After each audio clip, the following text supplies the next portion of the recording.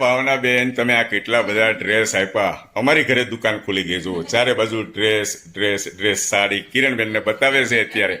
અને જે આ દેરાણી જેઠાણીએ જે આ ડ્રેસ પહેર્યા છે આ ભાવનાબેનનું જ કલેક્શન છે.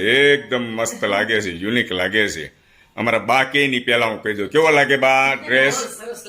હવે દેરાણીને વધારે સારો લાગે છે કે જેઠાણી વાળો ડ્રેસ તમને ગમે છે? એક કહેવાનું છે કિરણબેન, તમને કયો ગમે વધારે, કયો ગમે? આ બે નું કે છે. ખોટું નહીં લાગે તમને? ખોટું ના લાગે ને? જે સારો લાગતો હોય બરાબર છે. એમાં શું છે, જે દેરાણી એ પહેરો ને એકદમ આમ મસ્ત લાગે છે.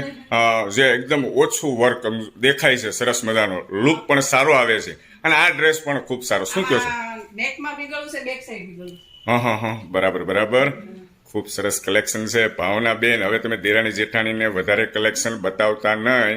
મેં તમને આગળ કીધું તું એમ મારા ખીચા ખાલી થશે.